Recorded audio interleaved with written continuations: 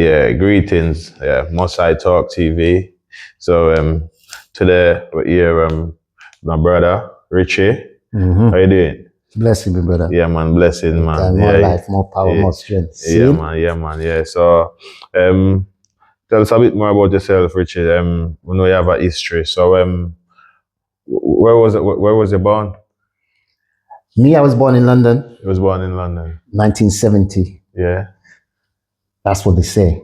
That's what they say. Because I was abandoned as a little bambino. Probably about, I don't know, probably several weeks out of hospital. So the family in the Nigerian Embassy said that I was born in London. I assume so. And then I was abandoned and found by the services in the Nigerian Embassy in London. Yeah. What year was this? 1970. So they found you inside the Nigerian Embassy. Yeah. Inside. So somebody must have access to get inside the embassy. To leave you in there. And you know, and I know, people are in the embassy, you can't just walk into the embassy with a baby and leave the baby and walk out. You know what I mean? So you got to try and put the puzzle together and wonder what type of person could go into an embassy and drop a baby. So it's a bit of a so basically someone just walked inside, left you in there. My mother, yeah. Your mum, my basically. mother, yeah. So I don't know my mother. So you don't know naturally if you was from. Well, how do you know you're not? Well, are you Nigerian? That's the question. Yeah. So the reason I know I'm Nigerian is because it was a whole kind of. Number one, I was found in the Nigerian Embassy.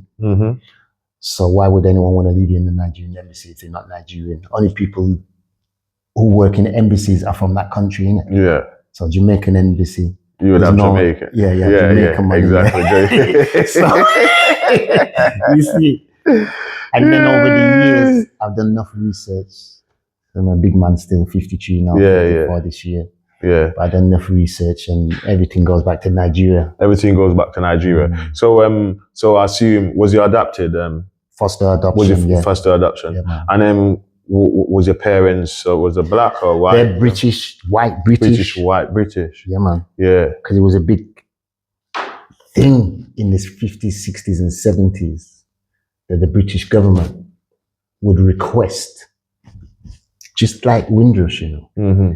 They tell people, come, we have paved with gold, come build up a country, we have jobs for you, we have this, we have this. So they duped the West Indians into coming. They duped the black man into coming. They duped the African man into coming. When we was good back home, we have things nice. True. So they tell that Nigerian, you come to England, we'll give you education, jobs, and all them things. Yeah. And we're gonna look after your youths. So there was about 100. There's no figures, factual figures, but you know, through sources, it's about 100,000 Nigerian children that went through foster care, adoption in the 50s, 60s, and 70s. They stopped it now. So you was adopted by a white family? Yeah. Fostered first. Fostered. So the police, so I was found in the Nigerian Embassy. Yes. Then the police were the part of the searchers, the police, the local authorities. Nobody could find the birth mother, or so they say. And so then they give you to the authorities, innit? Yes. In the fostering. So first I was fostered, and then they reach out. So at what age did you went to live with your parents? Well, foster parents, probably from when I was you adopted 3 years old. Okay. You know what I mean? So when was you adopted? Like probably about them times. About them times. Yeah, they have to go through all the paperwork. Yeah, and all that. Yeah. So I was kidnapped. Technically. Kidnapped by the British government because I was in the Nigerian Embassy. Yeah. They couldn't find my birth parents. Yeah. So they say. So then they gave me to the services, social services, fostering, and then they let the white people come and take away the picnic. So in that case, how I don't know where they get Richard from, but the middle name was Soyinka, and Soyinka, they get that from a playwright, a Nobel Prize winner called Wally Soyinka. He's a predominant guy in Nigeria. Everybody knows about him. Playwright. He does a lot of stuff, good stuff. He's from Yoruba. He's a Yoruba boy. So what about his surname? How does that come about? So that's their name. That's the white people name, Lambert. Oh, so you've got... I got their name. Their name. They thought I was Yoruba, so they gave me this, because they're into the arts, you see. Okay. They do a lot of good stuff. So they're conscious people for white people. Yes. I give them that.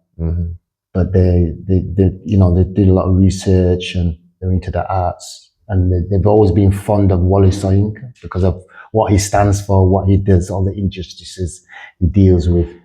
And so that's where they got Soyinka from. That's my middle name. Okay. And I think they picked Richard. I think Richard was the foster guy.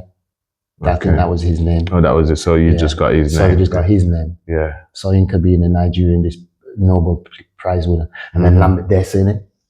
So so can you share some of your experiences, you know, growing up as a black child in a white household? How was that for you?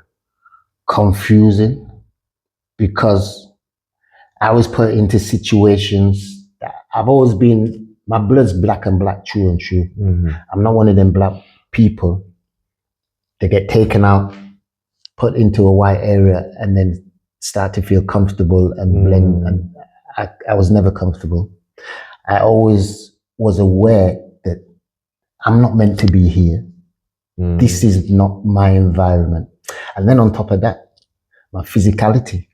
I can remember always checking myself in the mirror, like, doing all this, because I was aware that these white people, I got different body shape, innit? So I was aware. So I was always, it was confusing until you find out, you know, you get to your early teens, or 12s, 13s, them type of ages when you start to put the dots together. But prior to that, man, start to defend herself. Start to defend, because when I grew as well, it was the real height of the NF, National Front, BNP. So there was all them skinhead thing, Mohican. Yeah. So so what was it like in your area? The black population in your area? Non-existent, man. It's like there was me, and then there was a bad boy school in the same village, but they didn't live there. There was like, they were the man that get expelled from school. Yeah. Because I used to run off into town. I used to see one guy, we used to link up, but I couldn't get in there because it was like a bad boy school. But there was about 5 black men in there. You know, in them days we had Bostels and them thing in it. So it was like a recreation, a center to try and you know, get people back. Back into school. Yeah, them man, they get expelled. I call them bad people school, innit? Yeah. And I'm talking, it's totally different, the UK now, but I'm talking I'm talking 1980. Them times. The 80s. So you'd have people that would get suspended from school, they get expelled, and then they go to certain schools. But then if those schools wouldn't take those people because they were way too disruptive, before putting them in a youth detention centre, what we would do is go to one of these schools that he's talking about. Yeah, makes sense. Because the schools can't handle it. So how have your racial identity evolved over time with you, like, you know what I mean? And the role it is shaping, you know, your identity. How because of my scenario, I've always known I'm a Nigerian. I've always been proud. I remember my foster dad at 12, I remember him saying in his British accent, "Are you proud to be black?" And I looked at him and went, "Of course." You know, it was like kind of question that I've always been aware that I'm black, but my blood is black. Like I say, I'm not one of them black men that wants to blend with white people and things. I don't see no. How did that make you feel when your adopted father, when he asked you? When he asked me, "Are you proud to be black?" It just made me think, of course I am, and made me to be more who I am, because I've always been aware that I was different in the house, you know, and certain energies didn't fit with me. So I used to run off into town to go find my banding, you know what I mean? Go to the dance, go do what I'm doing. But Can I ask him, how do you address race with your adoptive parents? How do you discuss talking about your native race? what I've come to realize now, being brought up around white people, I mean, foster parents, British white. Obviously, my best friend from school was white. His dad was an NF, you know, but the boy liked me. But his dad was, and it was just it was a kind of a phase in it for the white man. Yeah. Enough of them was NF. Yeah. They'll probably have black girlfriends nowadays. Yeah. You know what I mean? I know what you mean. Yeah. But the kids was different. But the kids was different. But going back to what you're saying, How did you address your culture with your family? So how I addressed, would I talk to them? What I've realized this for years and years and years now, but you can't talk to white people about race because it doesn't fit with them. They know the colonial history. They know the advantages they get. They know the disadvantages we have. And so when you're trying to reason with them or explain to them, they don't get it. They don't get it. But for you to really understand. And for them, they're in a bubble, my foster parents, with all love and respect to them, because this is their question. We love you. We look at you blacks like you're ours. Yeah. So why we don't understand all these people out there calling you black this, black that, go home, chasing you down the street. They can't get it because they don't see that in themselves. So after a while, you just shut down. You don't explain any scenarios because I used to tell them things like, and I call her mum, you know, because that's the only woman I know, you know what I mean? So I said, Mum, I got locked up the other day. Why? I didn't do anything. And these are, you know, British university teachers and all these things. I didn't do nothing. You must have, like I said, this is 80s, 90s. You must have done something. I didn't do anything. Why did you get locked up? I don't know. I'm just walking down the street and the police harassed me and put me in the back of the van. No. You must have done something. So addressing race to the white people, and in these times, you know, this is the 70s and 80s. In these times, the British believed in the system, whereas it's different now, where they're starting to see things. Hold on. That's really the House of the Parliament or the Prime Ministers. But what in them times, the BBC was the head thing. You know, the police, the Metropolitan Police, the head thing. The schooling was everything about Britain was the best. We're British. No, what? This police wouldn't do that to you. It wasn't exposed then like it is now with Stephen Lawrence and all the rest of them. So there was no exposure. So trying to talk to white people about race in the 70s and 80s, they couldn't understand it. So have there ever been moments where you felt like, you know, a sense of belonging or like exclusion within like the family, the community base of your race? Like, you know, I've been all right, you know, because people, maybe it's because of my face and structure, maybe it's because of my physicality, because I'm not an easy youth, you know what I mean? I was a man that can look after myself. Yeah, of course. You know what I mean? I used to, like I say, I used to run off and go to dance with my brethren. If I was on my own, I'd go and stand up and just watch the man them, watch the gal. I remember seeing sister in them from school with big gold earrings in the 80s and say, I want a woman like that. That's what I want, a woman like that. So I always try to, you know, be in there. But what disappointed me was the black British man. So I'm coming from this ends, you know, full of white people and white culture, coming into town to find a man them who was supposed to be on the black thing. And they're all running off with white gal and all this mad thing and eating fish and chips and drinking pints. The black man. So that confused me more than the white people. So you was trying to find some form of belonging. Some foundation, and man. then you've come now and find out that the people that you run into, that you think they're more British than me. Living up the culture, your culture, they was looking towards the next culture. Yeah, basically. I'm looking at my culture and they're looking at white culture. So to me, that was confusing. You know? But do you think it was a sense of curiosity on their sides? Because you already was there, you know, I mean, mixing with, you know, a different race. And then experiencing all that. But then now curious to come back to your own people. But then these people which is your people on the other side, was then curious to find out. Yeah, what it's was like going what on you don't know you want, on the other side, innit? Yeah, that's what I'm saying, innit? Like with me, it's no. I just find no. A lot of my people that I know, I'm disappointed in them because not enough of them are repping black culture. So From day dot, they had. This is what confuses me. They're born in the ends. Brothers seen his aunt and his uncles. They go to Jamaica. They go to Carriacou. They go to Grenada. They go to Africa. Wherever they're from. And then they come back and start and then into white culture. I don't get it. So what strategy did you develop, like, you know what I mean, trying to speak to your parents about, you know, race? Like them? Did you, because you must have had some form of, you know, line where, you know, you could basically. Well, my talking was my action. Yeah. So when they wouldn't listen, I just go book. You know, I just go do what I'm doing, innit? So I had my scenarios with the police on road. I've done my thing, you know what I mean? Do you think that may have been playing into the stereotype of what black people were as to why the police treated and handled black people the way that they did? Do you think that there was a lot of black people that felt that and that's what created that stereotype in the first place? Yeah, and I think it was. I think it's in. I think it's just who I am. Anyway, I'm a bit.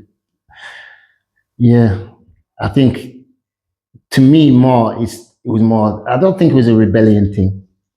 I just think it was just a process in me finding steps to where I'm going. Where you need know to what be. I mean? Because nobody showed me nothing. This is it. I didn't watch no video. There was no all these. You know, but there was no one to really show you, really, no because they couldn't show you what they don't know, really, and like you said before, you stated that they could not understand when you said to them, "Listen, I've been locked up today by the police." You know what I mean? Because they was thinking, okay, you must have done something to be locked up. But then, if they have lived as a black person. They would have had that experience where they know that you didn't need to do anything at that time to, you know what I mean? Yeah. So what was their views on people like the NFs, like, you know what I mean? Because don't get me wrong, I got to stand strong for my foster people. No, I know, but what I'm saying is my mother used to go fight the NF. Oh, that's what I'm saying. She's one of them. The NF would be there, and then there's a few white people. Yeah. The NF like, Zika. And my white mother was one of the opposites who go to fight the NF. Yeah. My brother, he's a musician, and he was in Africa for 3 years. When I was 17, he was in Africa. So he brought back all these carvings, all these chairs. My man's telling me about Fela Kuti. My man's giving me albums, instruments. I have to say, there's not, because he went there when he's so young. He's different. He's a different white man. So, but do you think that could have been because of him being around you as his brother, as a black person? Because him going there, you know, because like you said, with your mum trying to fight these NFs, she's showing the love for black people right there. And him going in the same household as you, you know what I mean? And being a musician. And being a, you know what I mean? Yeah, and being a musician, you'd probably have that kind of, and then like I said, being so young and traveling to Africa, which is the heart of, you know what I mean, the black race, that would have taught him a lot, you know what I mean? Yeah. And then, have you ever been to Africa? Yeah. Yeah? I haven't been to Nigeria. I'm Nigerian, but I haven't been Nigerian. What age was the first time you went to Africa? Well, when I was 15, I went to Israel. I've been to Morocco and all them places, but Black Africa was when I was about Sierra Leone. It was about 20 years ago. Yeah. Was that with your parents or on your own? No, it was with one of my brethren. Was with one of your brethren? Yeah. And what was that first experience like for you, like being around? Like, it was cool, because prior to that, like I said, he's Sierra Leone, Freetown. So he's done his thing. He's built his yard over there. And we just went and kicked it over there. We went to Rotterdam. We bought dumper trucks from Rotterdam. You know what I mean? Sent them to Africa. So he went to the beach. He's got all them local boys. They built up his house. So, but prior to that, I've done my thing. Yeah. So I've been Jamaica about 7 times prior to this. I'm in St. Bessie, I'm in Mandeville, I'm in Black River, you know, I'm in all these places. All them places, you know what I mean? Lakova, you know what I'm saying? But, Bay. But my question would be, why have you never tried going back to Nigeria, or have you tried being? Because I'm comfortably who I am. Like you say, when I first walk in here, people genuinely, when I tell people I'm like, we got to speak to a Nigerian, they go, you're Jamaica. And when I speak to Jamaicans, I'm Nigeria. Yeah, they said, okay, you're Jamaican. You're Jamaica. So I've been accepted by Jamaica. Yeah. No, I feel comfortable in both arenas, but I've been on road a while, so I've been going to Jamaica for a while. No, I understand that, but I just mean from a want to know perspective, as in, like you said, your parents left you in a Nigerian embassy, so you assume you are Nigerian. So I'm saying, like, have you ever felt like going back to there, or you just felt because you don't really know? Oh no, I've been searching. Before all this DNA thing came out, before the computers, all this thing, I'm talking 1986. When I'm 16, 17, I'm leaving school. I'm like, yo, I need to find out my thing because I know I'm Nigerian, but I need to know a bit more. So I went to social services. You tell them your story. You know, you go away, a few phone calls, a few letters and all that. And then at the end of it, they say, we're sorry, but unless you got a name, because this is 1987, unless you got a name, we can't do nothing. So I've always been trying to search for my people. I've always been proud of my African roots. I'm always educating my West Indian people about, like I am, like, you know, similarities. So without trying to, if you don't want to go in anything sensitive, you don't have to. Have you found out anything about your actual own my roots? Your roots, or your parents, should I say? Well, I'm doing a documentary. I might be on Long Lost Family with Davina McCall. They took my DNA sample. I've done DNA samples on my own little, you know, whether it's, I think, My Heritage and stuff. So it comes back Igbo. So I'm an Igbo boy. Igbo, So I'm an original Hebrew, like most of us.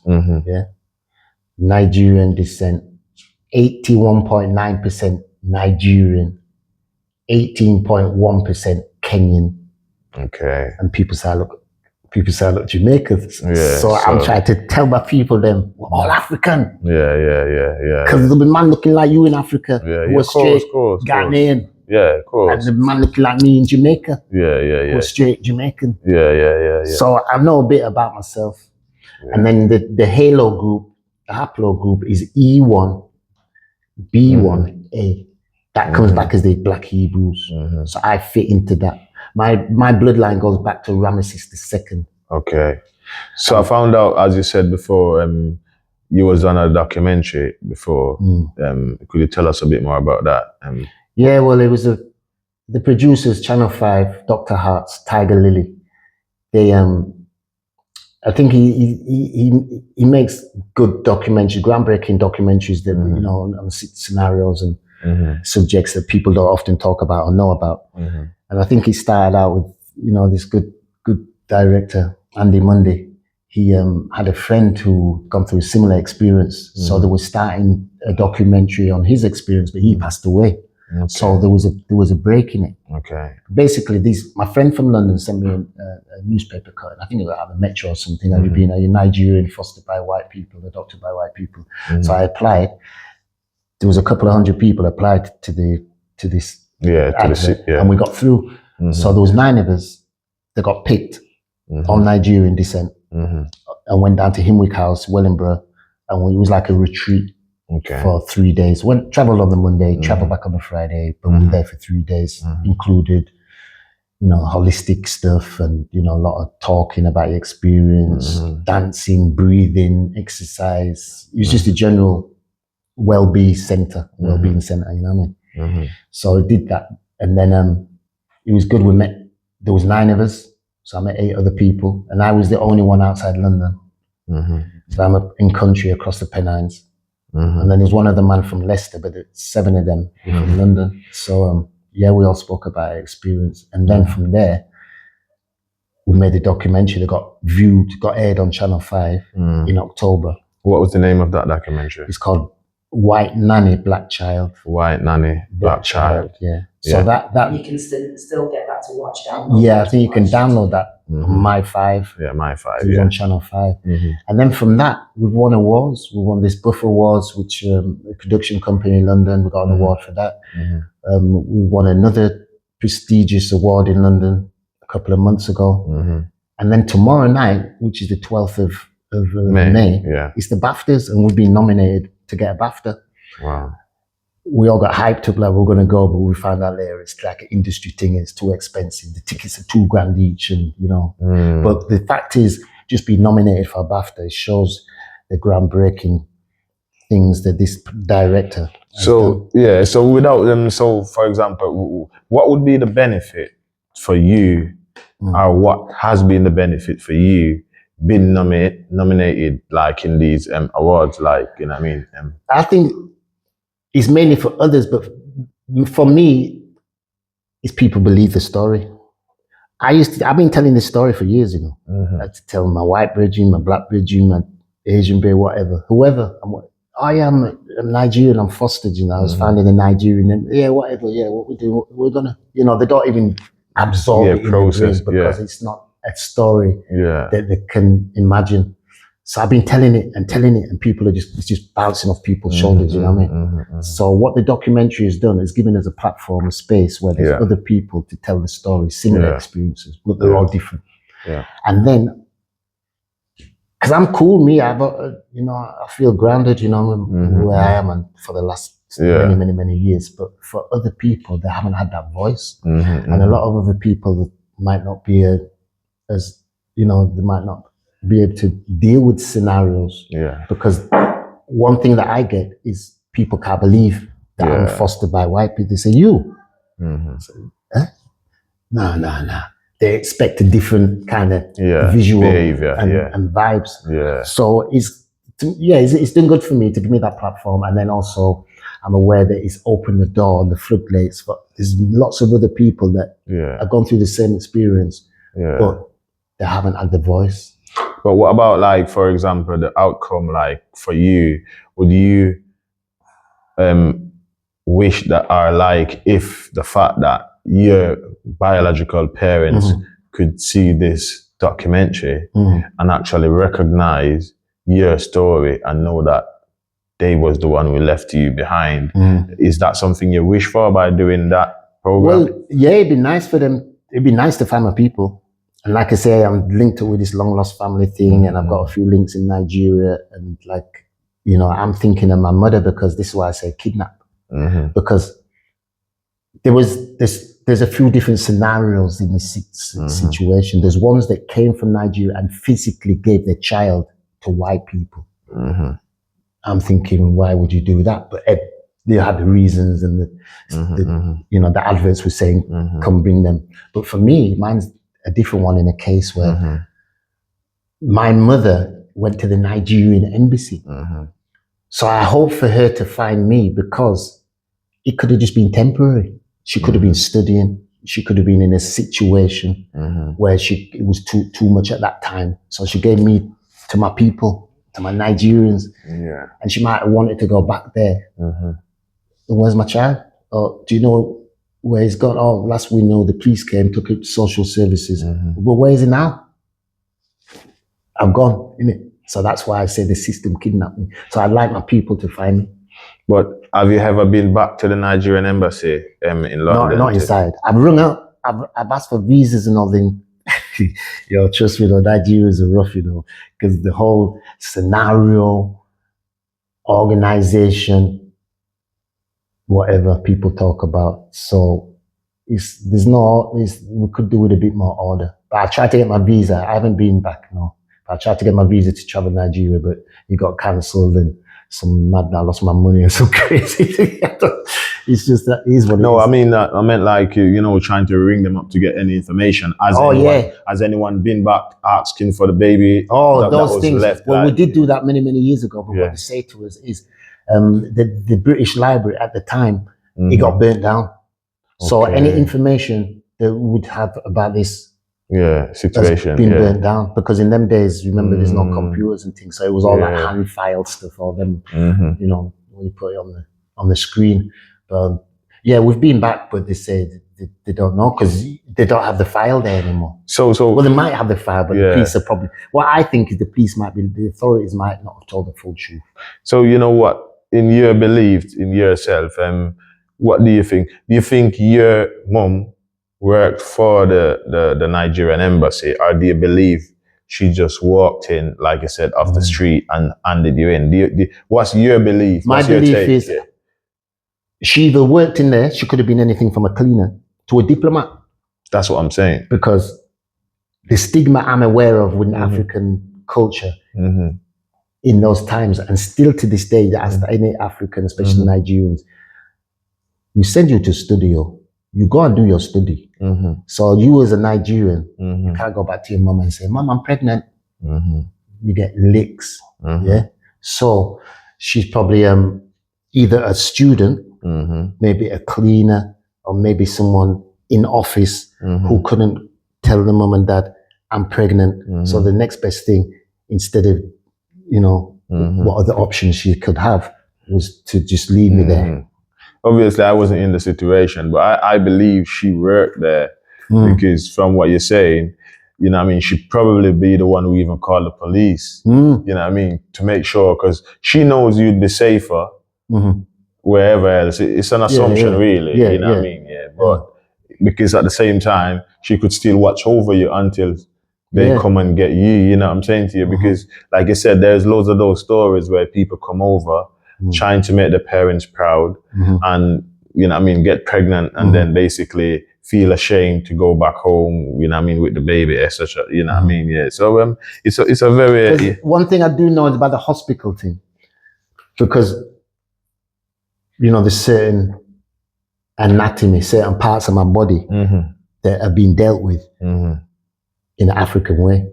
You know, I'm blessed by the Almighty. You know, I've been blessed from when I was born. My African mother makes sure, bam. You know what I mean? It's like, I ask all my West Indian brethren, "Yo, brethren, have you had it?" It's like, "No, not me, but I have."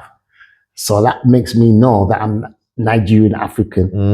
Because I chat to enough of my West Indian boys. I said, "Yeah, no." And they're like, "No, man, we never had them things." So that's an African thing. Yeah, so it's interesting you say that. So how old was you when we was found in the embassy? Because that's probably weeks, not even a month. They say I was fresh out of hospital. Wow. And the reason they say that is because I still had a tag on my arm from hospital. But when they found me, before I got adopted, my foster family at the time, they called me Bart, B-A-R-T, Armstrong. And down the road is Bartholomew's Hospital. So I'm thinking over the years, Bart Armstrong, Bartholomew's Hospital. I might have been born in Bartholomew's Hospital. It's just a short walk to the embassy. So yeah, you never know. There's a few missing pieces of the puzzle. But I'm on a good journey, man. So have you encountered any like misconceptions or stereotypes about, like, you know, transracial adoptions? Have you ever come across any? Yeah, and I don't blame them because it's not an easy thing. You know what I mean? And like I say, a lot of people who've gone through it. You know, even me, I'm looking at them like, okay, because I'm blessed in the sense of my white family, and I'll give you the reasons why. Because if the spiritual people, they're into the faith called the Baha'i faith, and like I said, it was through them.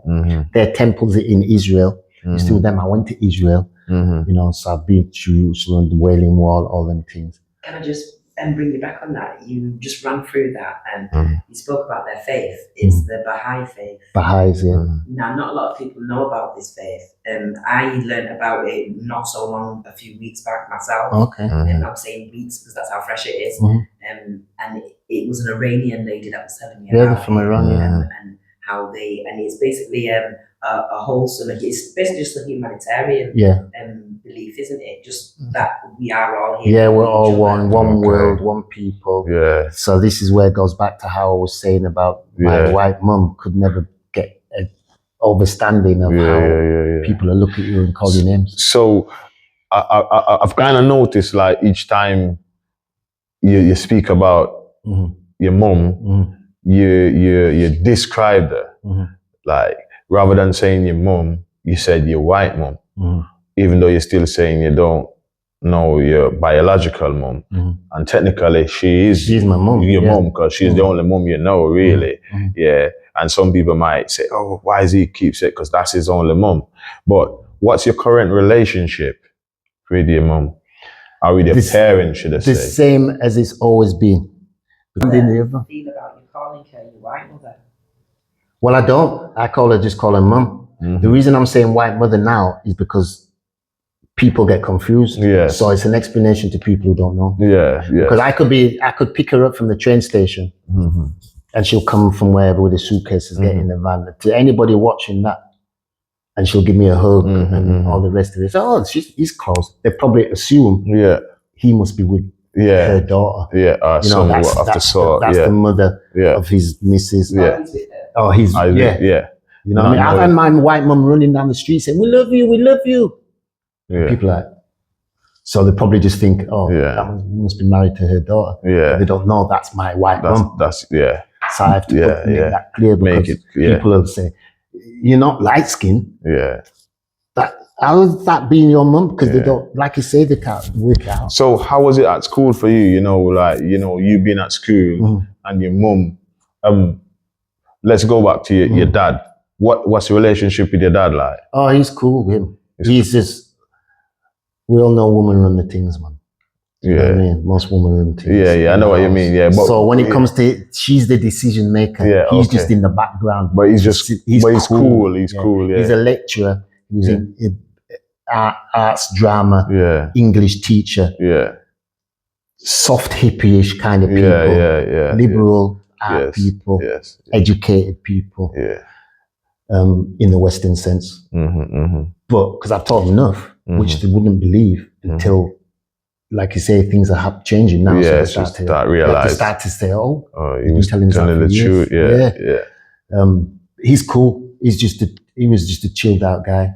She's the one, like, he wouldn't be there at the NF fighting. She's at the NF fighting. You know what I mean? So have you got sisters? I got, like I said, my brother, he's a musician. I know you said your brother. He's done good. He had his Sony contract at one time.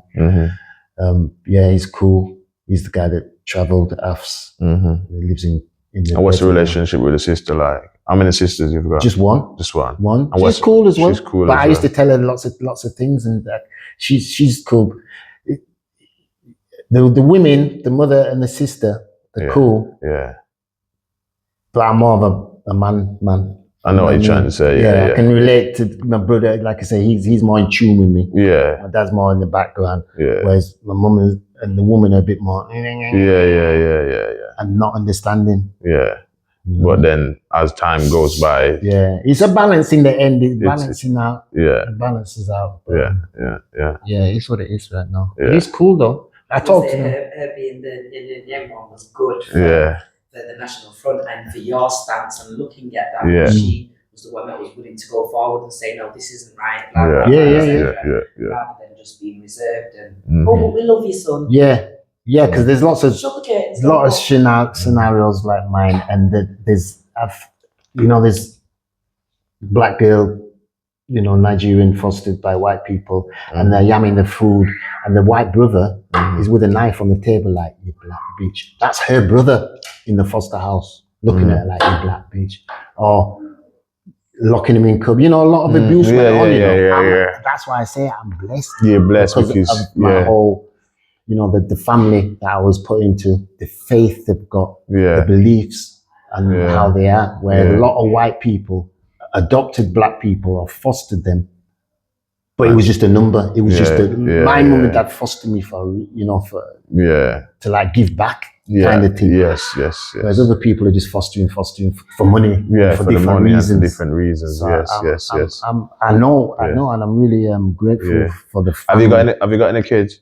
I got 4 kids. 4 kids. Yeah. So and all black. I've never last Caucasian experience I had was in school. Yeah. And what's their interest in your situation? Oh, they're loving it because from when I was on TV, Dad, you're going to be on there, telling all his friends at school. Yeah. So what is it that they're loving, the fact that you're going to be on TV or that they're searching for you?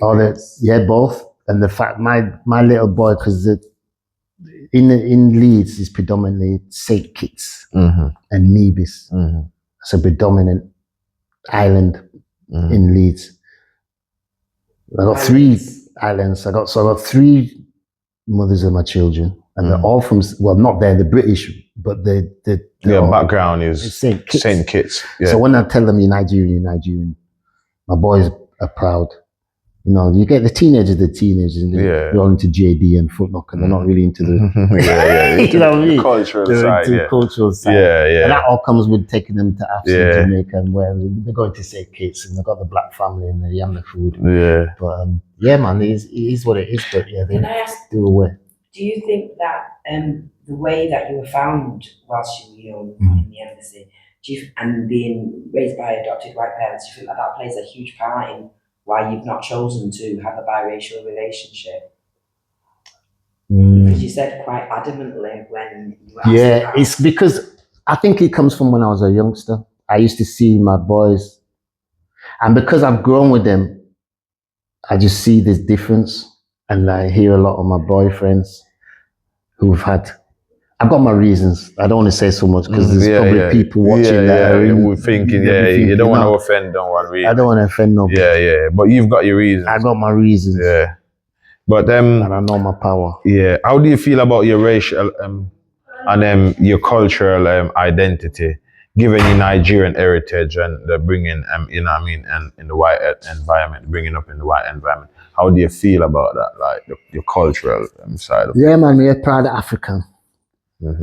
Stroke West Indian. I've also often thought, I mean, my full DNA is Kenyan and Nigerian, but I've often thought, could my dad be Nigerian? Could my dad be Jamaican?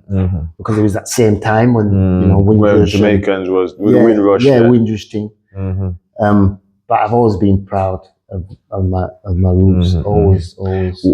What make you kind of feel that you probably have a bit, even though, like we said, if we Ghanaian, Nigerian and Kenyan, that's my DNA result. Yeah, I know, but I'm saying as Jamaicans, we say we're Ghanaians, innit? Maroon. Yeah, maroon, yeah. But what make you feel so connected that you feel like your dad could possibly be a Jamaican? Is it just basically in Huddersfield there was no Africans. Yeah? Not one African family in the 70s, in the 80s.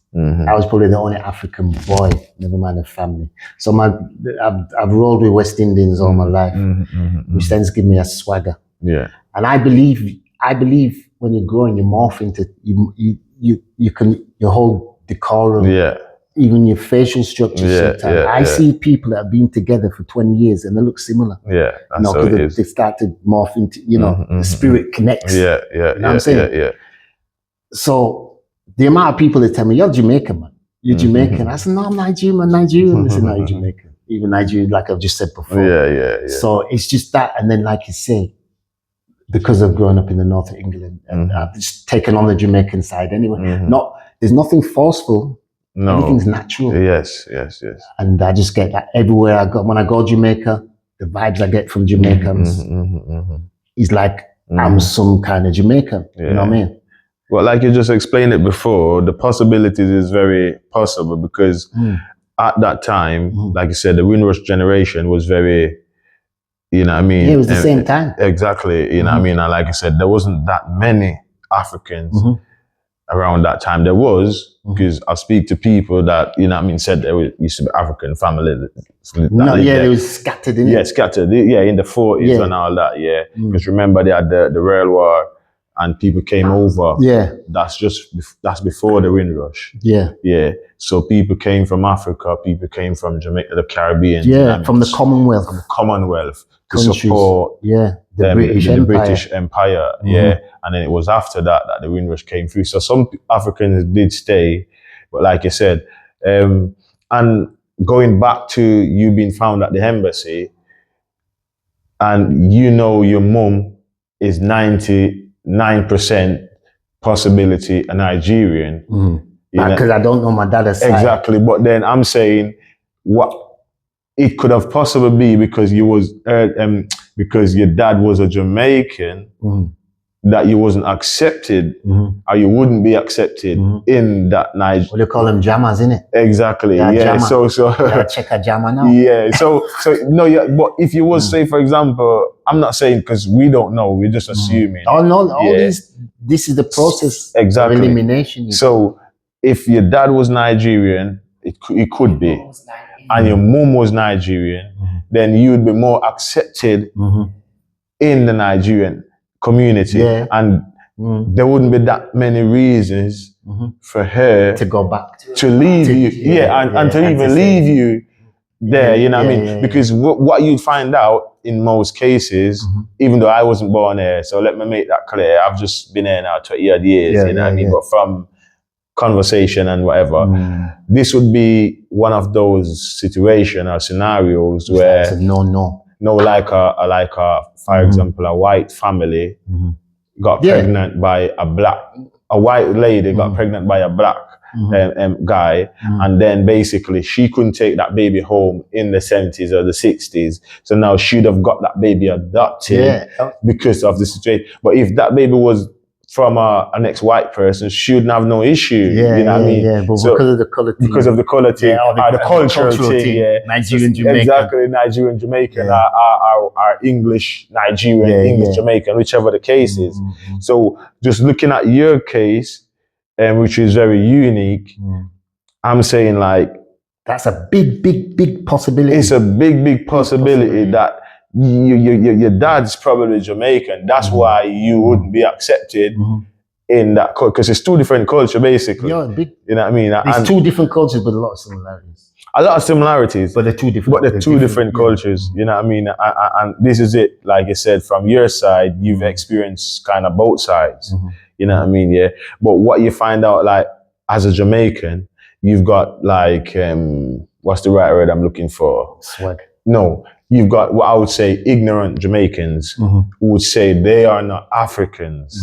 Because I'm sure you heard that before. Oh, that's what I'm saying, man. Exactly. Jamaican man. Exactly. That's what I'm saying. Yeah. But if they knew their culture, the roots, they would know that from your black, you are from Africa. From when he's a black man, exactly. You're an African. You understand? But I heard it myself. I've sat back hear home it every day in Jamaica, and I hear people have these conversations and very blatantly and like seriously hardcore, like and they get vexed and everything. Exactly. If you know what I mean. So it's like sometimes people walk in my shop and they say to me like, "Oh, you're Nigerian." To you? Yeah. See? And I said, no, trust me, I've had that loads of times, bro. Well, that's what I say to me. My shop, that's why people to just me say it's that a mad thing. Like, oh, you're Nigerian, and I says, nah, and I say, oh, you're Kenyan. So because of your skin complexion. Exactly, and then I said no, and then I said, no, I'm Jamaican, and they go, oh, you're Jamaican. So even though you can understand the... so this is what I'm saying, yeah. So even though I feel like I look Jamaican, because to me I feel like I look Jamaican, but then from another black brother from the mother country, he walks in and he looked at me, and he sees himself. It's an ignorant thing, like you say, you use the word ignorance, and that's exactly what it is. Yeah. And when there's a man who's traveled and you know about your people, and you know about Uno, you can balance. Yeah. A lot of Jamaicans just know Jamaica. Yeah. They don't know nothing else. This is it. You know what I mean? Yeah. So can I just say that ignorance seems to have stemmed from Africans though, and I'm just saying this as a Jamaican who is also African. And that's the same way how we were saying the Jamaicans don't want to. The Jamaicans say we're not Africans. The same with Africans. The same way which we were just talking, would be the reason why you would have been abandoned if your father was Jamaican, because these Africans don't want to accept Jamaicans as being a part of them. Yeah, Jama. Yeah, it's a stigma, isn't it? It's not. It's the ignorance just isn't on the island of Jamaica. It's a balance from both. On the continent of Africa. Yeah. And I believe that ignorance isn't our own ignorance. Been passed down. Has been stipulated within us by our colonizers. Whichever way we look at it, whether we look at colonizers from Christopher Columbus or colonizers way back from Leopold, I believe that this is because they have that mental for them to be enslaving and getting them slaves. You know, the North African man, they had a certain mindset to work for them white people. Because one thing I have to get set straight about the slave trade, a lot of West Indians believe when they say, you lot sold us out. Yeah, it wasn't us lot. We're West African. The people that sold them out, there's a lot of northern, like Nigeria's got 200 million people. It's split in half. You got southern Nigeria is predominantly Igbo and Christian. And you've got the north, which is predominantly Muslim. You got the Hausa. That's where Boko Haram come from. That's where Fulanis come from. All these different tribal, and they're Muslim. And then it's the black Arabs basically that enslaved the black people. Going back to what you're saying about the high possibility of my father being Jamaican, that's crossed my mind a zillion times. Everybody says the same thing. But one thing that I'll say is I've got facts. And the fact is, with your DNA, your chromosome is carried by your male ancestors. It hasn't changed. Okay. Yeah. So the Y chromosome would carry the Y chromosome. My chromosome is the same as 3, 4, 5, 6, 7, however many years go back to Ramesses II. So even say the scenario that you're talking about was the situation that my father was Jamaican and my mother might have set eyes upon him and think, whatever.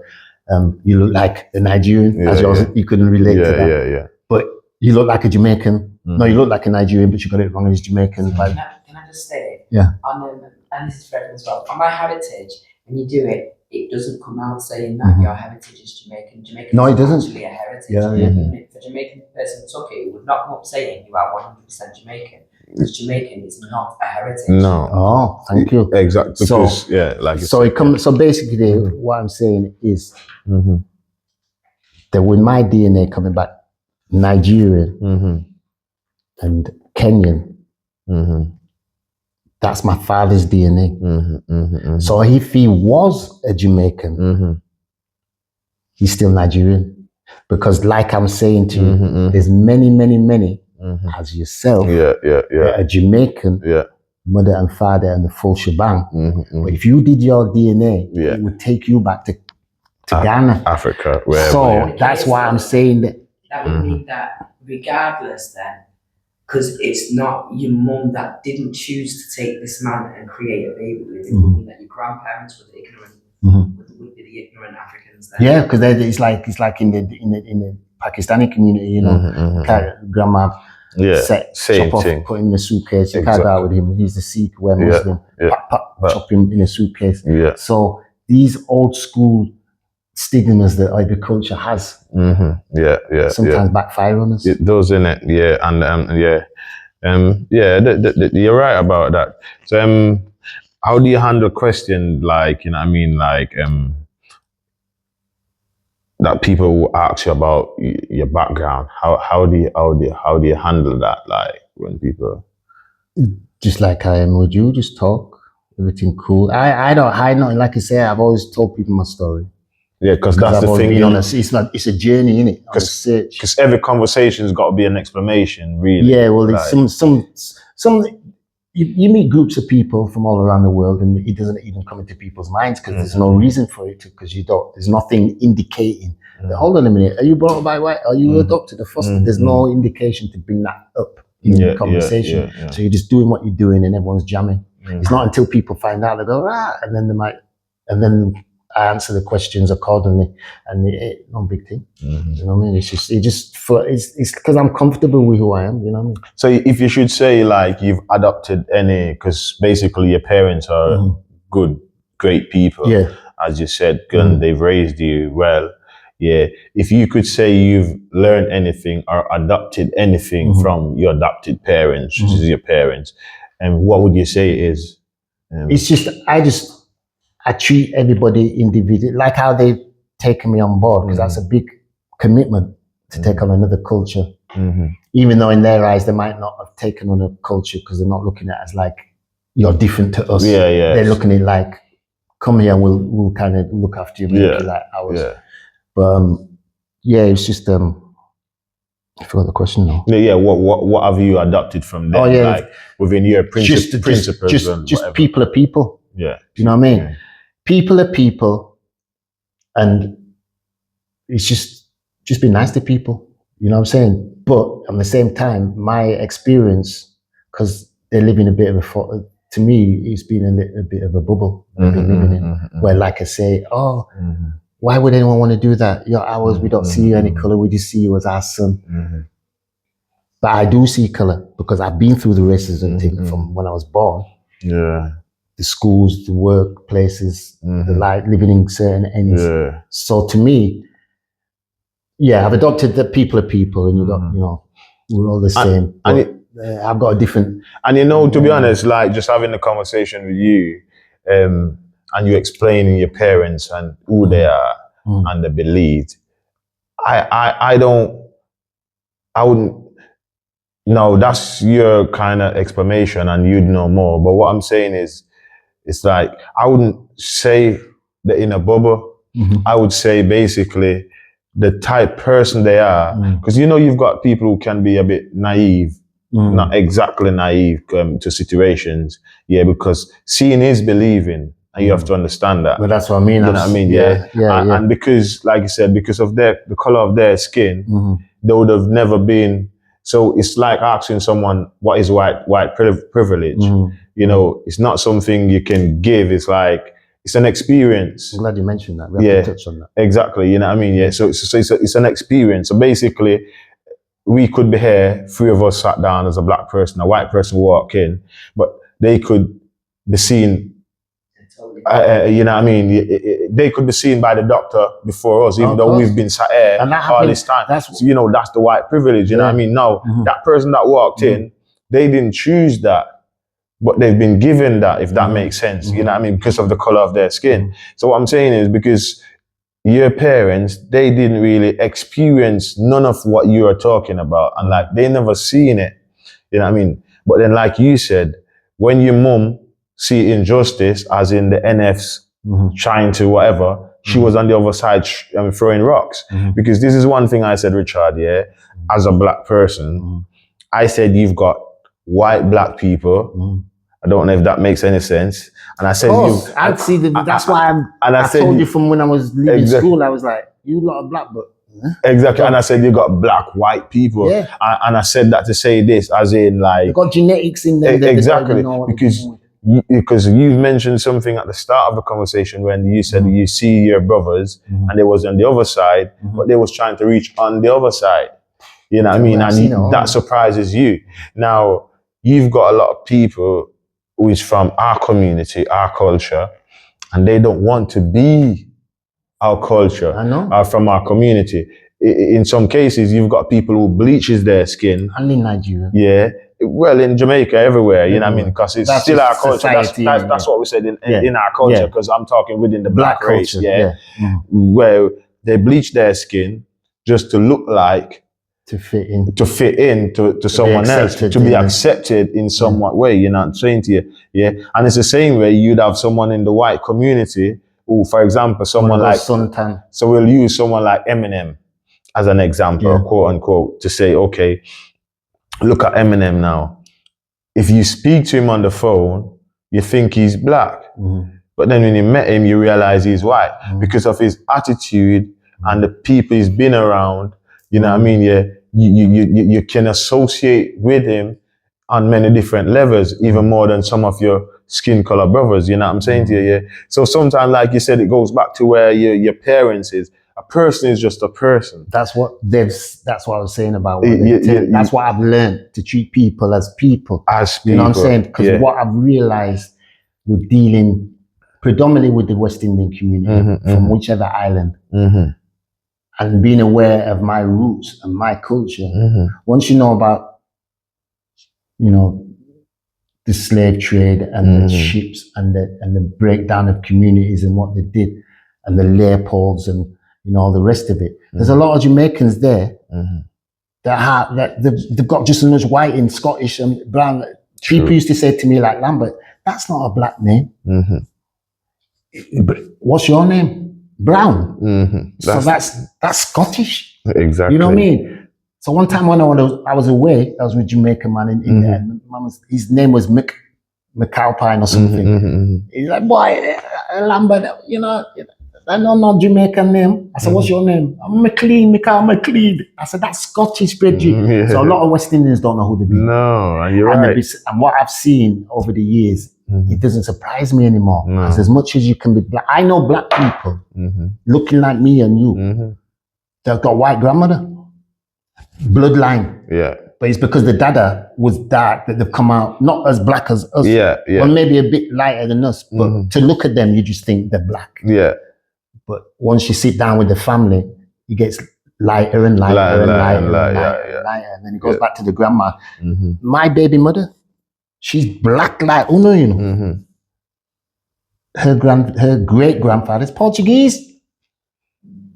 So there's black people out there that are fighting themselves because they don't know who they are. Yeah, I know who I am. Yeah. I'm 90% Nigerian, or 80% Nigerian, and 20% Kenyan. I'm 100% African. Yeah. I'm a Hebrew. I'm a Igbo. I know there's a lot of Jamaicans, as you say, wherever the ignorance comes from, or West Indians, should I say, that are fighting themselves because they don't know who they are. Yeah, that's what ignorance is. Yeah, but that's part of the slave as well. But then going back to say the white privilege.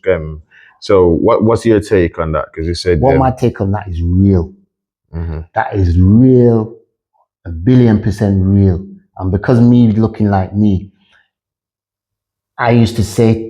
It's like I said to my mum, whether it was walking on the street on my own or being with them, it's giving me a good indicator on racist people. Because I could be in here, we could be in here eating as white, there's the mum, the dad, the brother, the sister, and there's me. You get people who walk in and they'll congratulate all of us together. Most people, they're not going to look at that scenario and think, oh, they fostered him. He's their adopted boy. They just look at me as a black boy sitting down with some white people. So it's shown me that white privilege is real because I ain't getting that. Even with the white people. I get stopped by police and treated the same as the next black man with the white dad that sat next to me. And when I tell the policeman, yo, this is my dad, the policeman nearly fell over because he pulled me based on the color of my skin. And they talked to me based on the color of my skin. And it wasn't until I explained to them, this is my dad, He went, he didn't know what to do.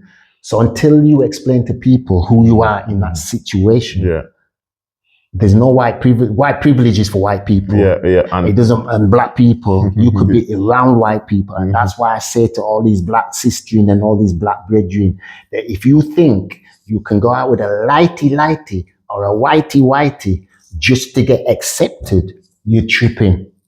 Because it's only a matter of time before the cracks will start to appear where they'll start to come with the racist jokes when you're in that board meeting or you're getting married or they'll, all right, mate, you can be for, they'll have a laugh with you for the first and take you on. But then once they get to know you, they'll start to drop little clangers on you and you think, eh? But for a lot of people who are going into that arena, they've got a different mentality, so they might not be able to handle the pressure of a whole room full of white people. White people don't trouble me because they see my vibe when I'm walking. I'm not one of them man that could be up in the ends and get lynched and burnt and all them things, because I'll fight till I'm dead and they'll know from my energy. But there's a lot of privilege out there. Certain white men will accept that white privilege because of how they are, or they want it, whether it's bleaching the skin or checking light skinned people. But then it's later on they realize, why did I bleach my skin? Because I'm just blotchy and I'm still black. So by listening to your conversation, most people would be watching, it's probably thinking that you might have issue with like so-called like white people. What would be your explanation on that? Like, because like I said, for who don't know, your mama and dad is white. Yeah. So I can, like you said, people are people. And that's what my parents have told me, to treat people as people. But unfortunately, the system has taught people that lighter is better. And so my experience is, you know, I treat people as people, and there's good and bad in everybody. But unfortunately, a lot of people they're following the devil, innit? So you believe it's from how the system has treated you is why you felt the way you felt about, like, because like I said, yeah, because I like people are people, but you give people that choice, but it always goes back to how the system thinks. Yeah, I know what you're saying. Only a small amount of people that are on it that know, you know, down in it, you know. Because the way you talk as if you would never date I was driving my works van the other day with my brethren. They like this. People have got different clothes on. My brethren went, "Wow, look at that." I looked and I turned straight away, and my friend laughed at me. He said, "What, you don't even want to?" He said, "You don't want to look at the white girl." And to me, they're not interested. I'm not interested in because I've seen too much. I don't see, like I say, I've seen the real side of it from living around white people who got mixed race youths. And when they're not with that black man, they're calling them black this and black this and black that. I see it, but I met everybody, so there's good and bad. Well, this is what I'm going to say, innit? Because some cases only going to be some cases, because then, like I said, if you go back to your mom, you know what I mean, she's still a perfect example of, you know what I mean, that person who you said who's meant well. This is one thing I've noticed. They don't have no black friends. Now that's something to me that is something that is like, hold on a minute. So if it was just generally a black love cultural people thing, you'd embrace everything, yeah? Whether it's taken to certain places or getting certain foods or playing certain music in the yard or whatever. There was none of that. I had to go find it, yeah? And then on top of that, there was no other black people around. Everywhere I went with them, it's just white, these all into the arts, all doing these things. So I was going to ask, so when your brother went to Africa, maybe that's why. When during that point in time when you were younger, I take it you were still in school or school ages. Yeah, 17. Why did you not get sent also? Well, that's what I mean. I didn't know. That's going back to what I was saying to you before. The woman and the man in my situation have got a different outlook on life.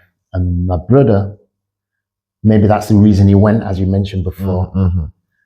You know, he's mentioned things to me like, "I'm sorry I wasn't there for you at school," and this, that, and the other.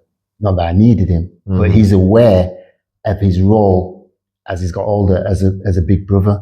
Whereas before, I don't think they were aware of the needs of a black child. They were just looking at a child, you know, and the scenarios I was put in, they weren't aware that you need to have black people need black people around them. You know what I mean? And I never had that. So I used to run off to find that.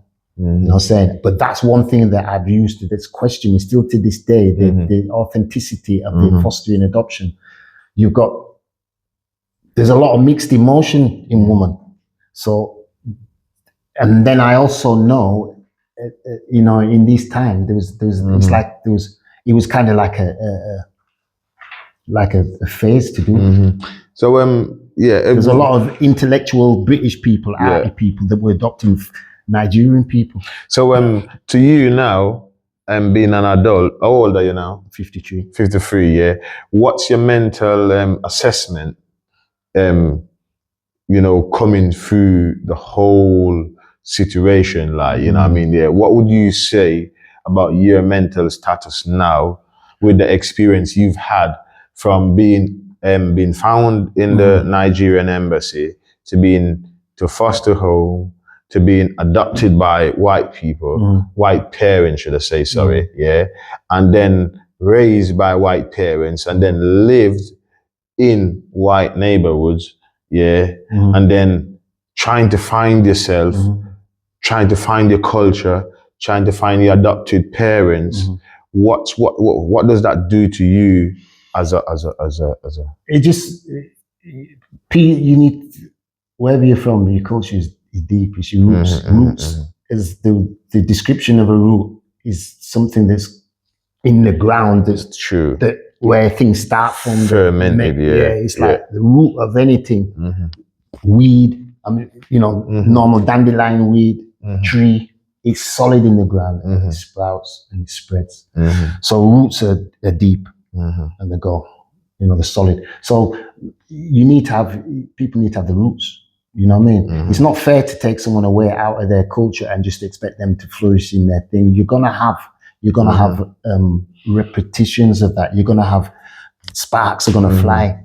You can't do that to anybody. No matter, you can't do that to white people. My sister went to Africa later on, just usual university, white chicky thing. Let's go walk up the highest mountain in Africa. It's something that white people like to do things in Africa. Anyway, she went there and she got a photograph, and she's like this. She's the only white woman in the market. They're all black. And that was only about 10 years ago. She's a big woman now. But they don't often, the white people have their culture around them all the time, and they have systems that benefit them all the time. They have the food, they have the education. He's talking about European stuff, about stuff related to them. So what I've devised over the years is that, we as a people, we're traumatized people, we've been oppressed, we're making great leaps and bounds to all the shit that's being flung at us. And for us to flourish even more and to get to our potential, you need to be around your roots and your culture and know the truth. And this will lead me to our last question now, Richard. Yeah, so because time is running low. Yeah, so a lot of people might be watching this interview now and says, you sound like you'd rather been adopted by a black parent. Now, have you thought of that? And if you have, what do you think? Do you think your outcome would have been better, or do you think it could have been worse? I don't know. Have you thought of it? Yes, many times. I just know I'm blessed because the amount of, there's this documentary, this White Nanny Black Child, that you can still download on My5. They went everywhere with this. It's been to America, it's been to Germany, it's all over England.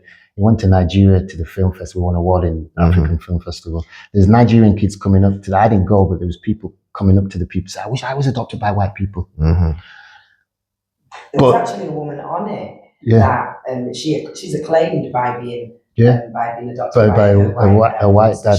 She wanted them more than her own family. When she went back to Africa, she wanted to go back to England. Because when you're so young, if you get adopted by anybody and they're giving you love and all the homely, all the social care and stuff, and why wouldn't you when you're so young?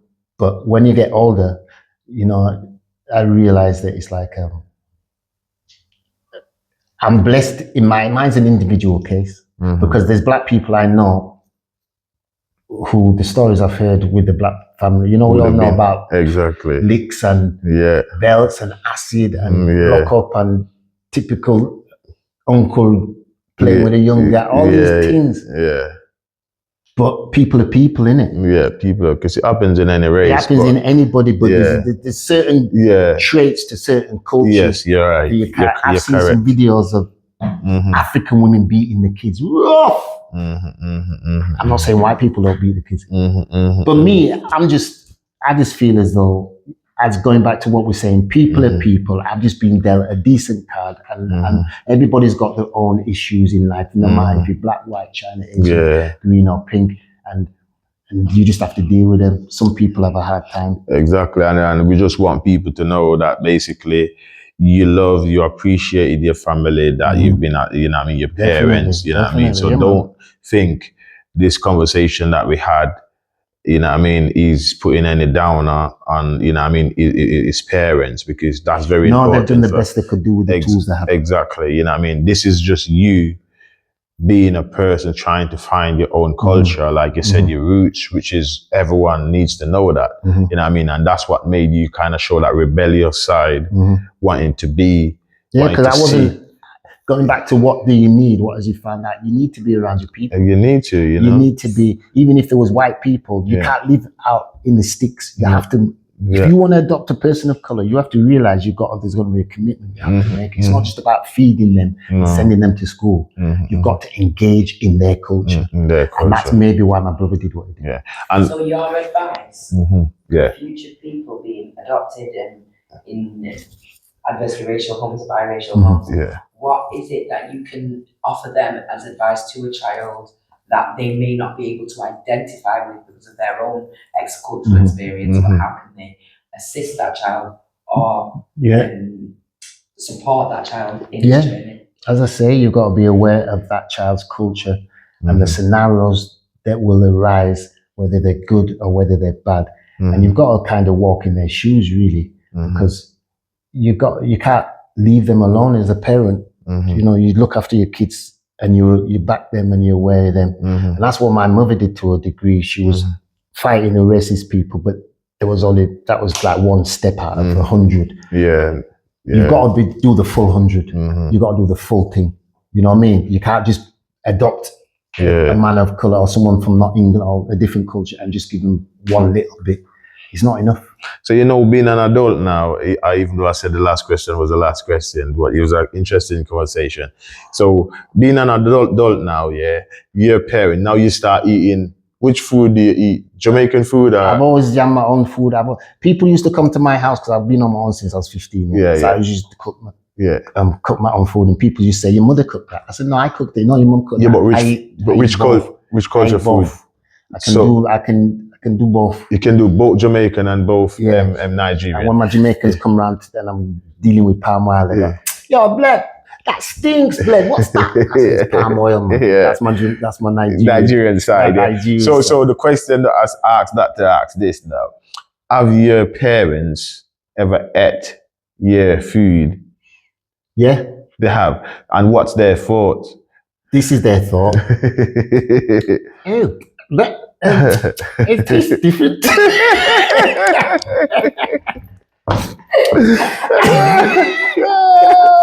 No, because obviously, like I said, because when you said like, you know what I mean, like your parents them should, you know what I mean, try to get to know the cultural side. Now the British true, man. You don't know which is right, but I'm saying most of that side, you know what I mean, you wouldn't taste the jerk chicken, the fufu, no, they don't know the rice and peas, like spice, you know what I mean, there's certain things in it. It's very tasty, this. You get me, yeah. It's very well seasoned.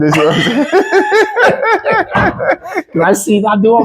Brother, I wanted to be a chef when I left school at 15. I wanted to be a chef. I've always loved my food. I've always cooked for myself, and I've always done my thing. But you know, then the European, they're like the white people. Yeah. So we're wrapping up now. Yeah. So remember, so Richard, he's been adopted by his well, he was left in the Nigerian Embassy. So basically, we need to try and see if we can find Richard's. Are you interested in finding the parents, like it says, yeah?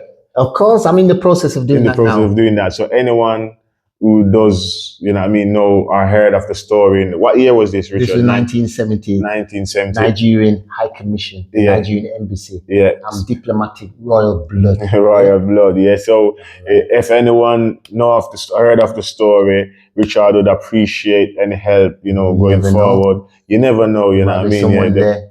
I've got family in Manchester, you know, yeah, because I've done my DNA and I do have a Jamaican side. Yeah. Because somewhere down the line, now I've got a whole set of cousins, I think the third cousins, and they said to me, anytime you want to come Manchester, you're only a cousin here. Yeah. They're a bit more paler than us. That was on the ancestor. That was on my heritage. You know, when you do Texas and stuff, I think I got third cousins. Yeah. There's a family in Manchester. Okay, so I'm Lambert, my heritage, checking my heritage. If you ever had a Richard Lambert, that's me. Yeah. Straight up. All right. Yeah. Thanks. So please subscribe. Yeah, man. Yeah. Mosai Talk TV. Yeah, man. Peace Richard. Every time. Peace out. Yeah. Love. Yeah. Every time.